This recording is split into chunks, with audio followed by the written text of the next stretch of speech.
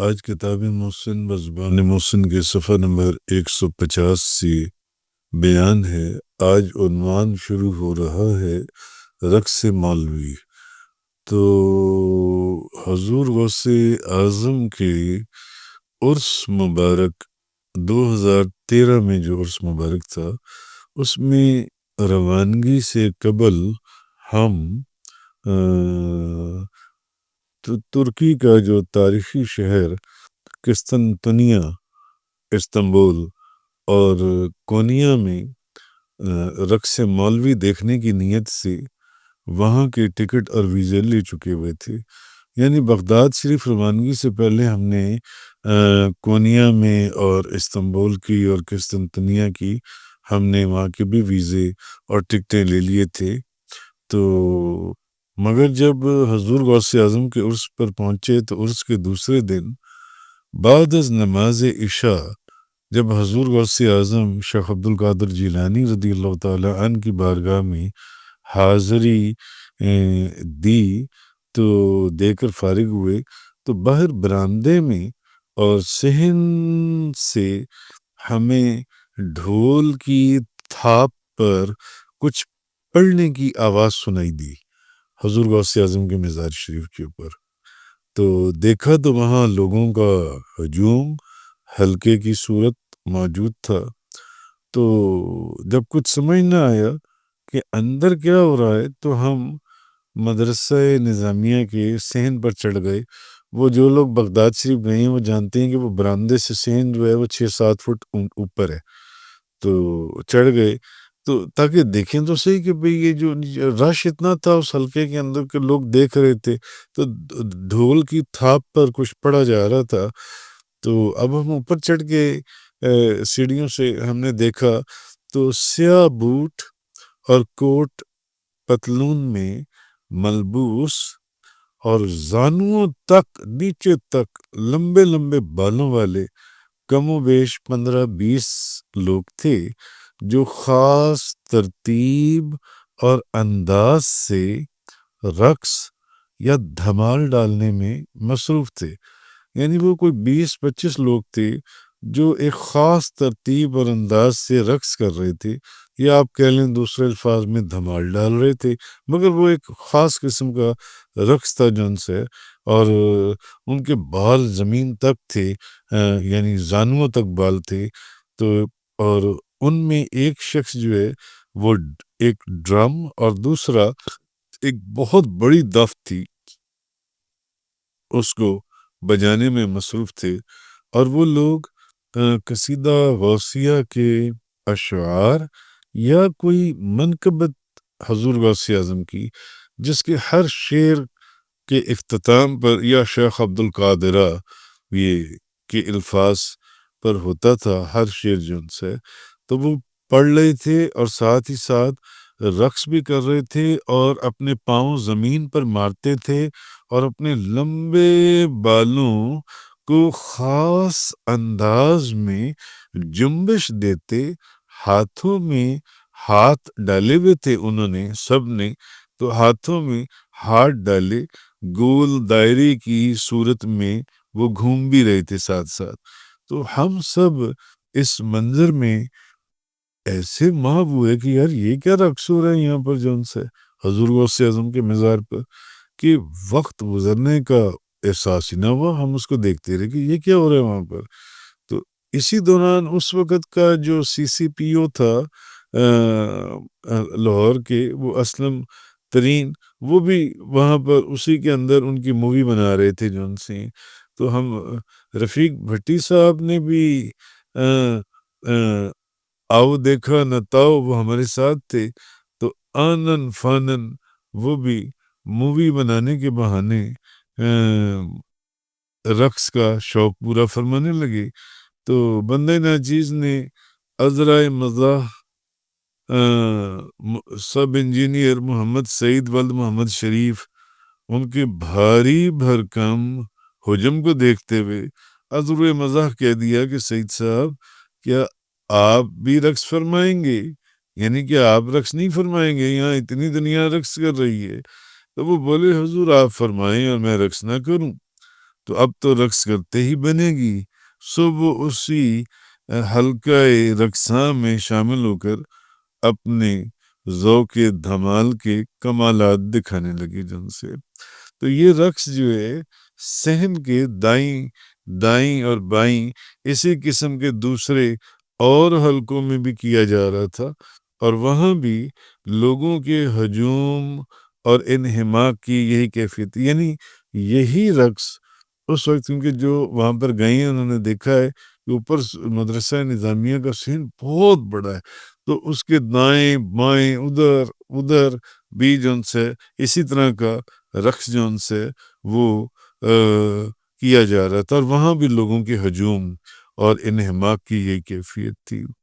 تو معلوم کیا تو پتہ چلا کہ یہ حضور غوث اعظم کے دیوانے، حضور غوث اعظم شیخ عبد القادر جیلانی کے دیوانے، جو وہاں میں لوگوں نے بتایا جو عرس پر کردستان یا دنیا کے مختلف علاقوں سے تشریف لائے ہوئی ہیں اور یہ آتے ہیں۔ بہرحال اب ذہن میں خیال آتا کہ یار ہمارا تو ارادہ یہ تھا کہ یہاں سے ترکی جائیں گے اور وہاں کونیا میں جائیں گے رقص مولوی دیکھنے کے، وہ رقص مولوی کیا چیز ہے، مگر حضرت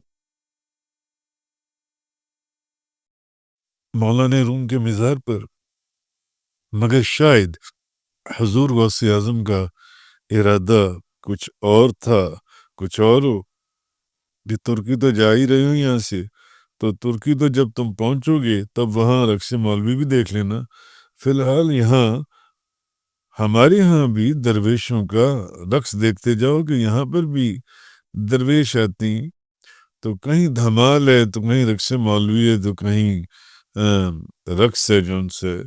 تو آپ رضی اللہ تعالیٰ عنہ کے تصرف کو سامنے رکھتے ہوئے اب دل و دماغ سے ایک آواز سنائی دیتی کہ آپ کی شان عطا سے کچھ بعید بھی نہیں کہ عرس 2013 میں مختلف علاقوں سے اپنے نام پر رقص کرتے لوگوں کو اپنے ہاں بلا لیا ہو۔ مثلاً بھئی وہ انسان تھے، بڑے حیرت انگیز لوگ تھے، وہ انسان تھے، جن تھے یا ارواح مقدسہ، اللہ عالم و رسول عالم۔ اور اس بات کی تصدیق جو ہے ہمیں 1 سال کے بعد اس وقت ہوئی جب فروری 2014 کے عرس مبارک میں ہم دوبارہ گئے اور ہمیں حلقہ نما رقص کرتے مختلف گروپ، تو ایک طرف کوئی ایک شخص بھی وہاں رقص کرتا دکھائی نہیں دیا۔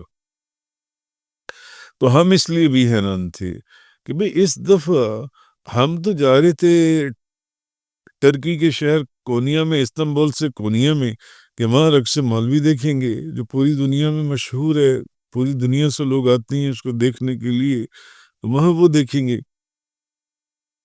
مگر حضور غوث اعظم کا شاید یہ کوئی خاص معاملہ فیض یا کرامت تھی کہ پہلے ہمارے آستانے پر تو یہ دیکھتے جاؤ، مولانا روم کے مزار پر تو بعد میں جا کر دیکھ لینا جو ان سے، کیونکہ اگلے سال جب یہ تو 2013 کی بات تھی، جب 2014 میں گئے تو یہاں پر کوئی بھی رقص نہیں تھا، کوئی بھی، حالانکہ تب بھی ہم عرس ہی کے موقع پر وہاں موجود تھے، تب بھی ہم عرس پہ ہی تھے۔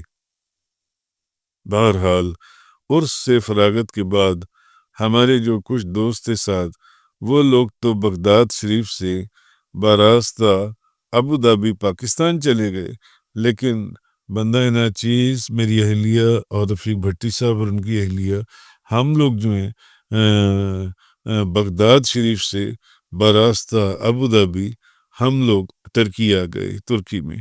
تو ہم قسطنطنیہ یعنی استنبول، پھر پرنسز آئلینڈ، پھر باندرما، اور پھر ازمیر، پھر اناتولیا، کافی جگہوں سے ہوتے ہوئے جب ہم کونیا میں مولانا روم کے مزار پر حاضری اور رقص مولوی دیکھنے پہنچے، تو وہاں جا کر پتہ چلا کونیا میں کہ ہفتے میں، کیونکہ وہ رقص مولوی ایک دن ہونے کی وجہ سے ابھی رقص مولوی میں 4-5 دن پڑیں، 4-5، کیونکہ وہ ہفتے میں ایک دن ہی ہوتا ہے، ایک باقاعدہ وہ اسٹیڈیم نما جگہ بنائی گئی ہے ان کے مزار کے سامنے، جو ہم لوگ پہلے بھی دیکھ کر آئے تھے اور ابھی بھی دیکھ کر آئے ہیں وہاں پر، جن سے جہاں پر وہ رقص ہوتا ہے ہفتے میں ایک مرتبہ. تو جبکہ مگر اب مجبوری یہ تھی کہ ہماری تو اگلے دن کونیا سے کپڈوسیا اور وہاں سے پھر انقرہ روانگی تھی. اب کیا کرتے؟ بہرحال تو مذہب یا تصوف کے حوالے سے کسی شخص کے سامنے اگر کونیا کا نام لیا جائے تو جو اگلا نام اس کے ذہن میں آتا ہے وہ حضرت مولانا جلال الدین رومی رحمۃ اللہ علیہ کا ہے، جو مولانا روم کے نام سے پہچانے جاتی ہیں. آپ نہ صرف مادرزاد ولی اللہ بلکہ فقہ، علم کلام اور تصوف کے ایکسپرٹس میں سے تھے، ماہرین میں شمار ہوتے تھے. جن سے ایک دن مولانا جلال الدین رومی حوض کے کنارے کتب بینی میں مصروف تھے، تو وہاں حضرت بابا شمس تبریز نامی ایک درویش آ گئے اور مولانا سے پوچھنے لگے یہ کون سی کتابیں ہیں؟ مولانا روم نے اس درویش کو دیکھتے ہوئے فرمایا بابا یہ تمہارے سمجھنے کی چیز نہیں ہے، بابا یہ تمہارے سمجھنے کی چیز نہیں ہے، تمہیں ان کتابوں سے کیا غرض؟ اس پر اچھا وہ جو بابا تھا، بابا شمس تبریز، انہوں نے وہ قلمی نسخے جو ہاتھ کی وہ سیاہی والے قلم سے لکھے جاتے وہ کتابیں اٹھا کر حوض میں پھینک دیں. مولانا روم کو سخت رنج اور غم ہوا. فرمایا اے درویش، تم نے وہ چیزیں ضائع کر دی ہیں جن میں نادر نقطے تھے اور نادر کتابیں تھیں، اب ان کا ملنا محال ہے. بابا شمس تبریز نے جب انہوں نے یہ کہا تو بابا شمس تبریز نے وہ کتابیں خشک حالت میں حوض سے نکال کر مولانا کے سامنے رکھ دی. اس میں پانی کا ایک قطرہ بھی نہیں تھا، نہ ان کی سیاہی آپس میں خراب ہوئی تھی. مولانا روم حیران ہوئے اور اس درویش سے پوچھا کہ یہ سب کیا ہے؟ اب انہوں نے جواب دیا کہ یہ تمہارے سمجھنے کی چیز نہیں ہے، یہ تمہارے سمجھنے کی چیز نہیں ہے، تمہیں اس سے کیا غرض؟ اور وہاں سے چل دیے. اب مولانا پیچھے پیچھے اور بابا شمس تبریز آگے.